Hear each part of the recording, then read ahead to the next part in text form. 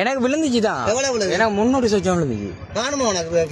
அதாவது ஒரு நபர் பிக்மில புக் பண்ணியிருக்கிறார் ஒரு இடத்துக்கு போறதுக்காக ஒரு ஆட்டோ சாரதி நிலையத்துக்கு அருகாமையில் 2 உண்டு. அதே நேரத்தில் அந்த ஆட்டோ பிக்மி சாரதி அவரை பிக் பண்றதுக்காக வந்திருக்கிறார். அந்த நேரம் நிலைய ஆட்டோ சாரதிக்கும் பிக்மி ஆட்டோ சாரதிக்கும் இடையில வாய்த்தர்க்கம் ஏற்பட்டிருக்குது.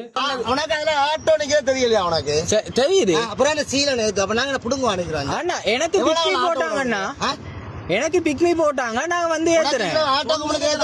சொல்லி இருக்கல பாக்க முடியும், நாங்க நிக்கலையே, நான் வந்துதான் ஏத்துறேன். அந்த ஒரு பேசஞ்சருக்கு பிக்மியால லாபம் இருக்கின்றபடியா போடுறார். அதே நேரத்தில் அந்த ஒரு பிக்மி டிரைவர் பிக்மியை ஓடுறாருண்டா அவருக்கும் அதால லாபம் கிடைக்கின்றபடியா அவரும் ஓடுறார்.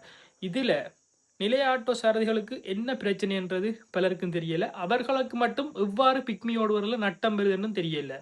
ஒரு ஆட்டோ டிரைவருக்கு லாபம் வருதுண்டா இன்னொரு ஆட்டோ டிரைவருக்கு எப்படி நட்டம் வரும்? அதே அளவு கமிஷன் தான் பிக்மி அவர்கிட்ட போகுது, அதே அளவு விலைக்கு தான் இவரும் பெட்ரோல் போட போறார்.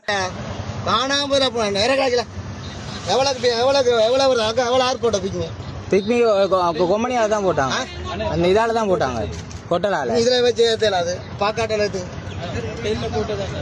என்ன பாக்காட்டோல ஏத்துறது?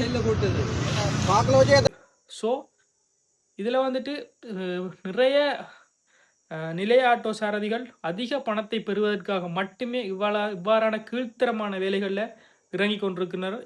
இது சம்பந்தமாக பிக்மி நிர்வாகமோ அரசாங்கமோ இதுவரை எந்த ஒரு சரியான தீர்வையும் பிக்மி சாரதிகளுக்கு பெற்றுத்தரவில்லை.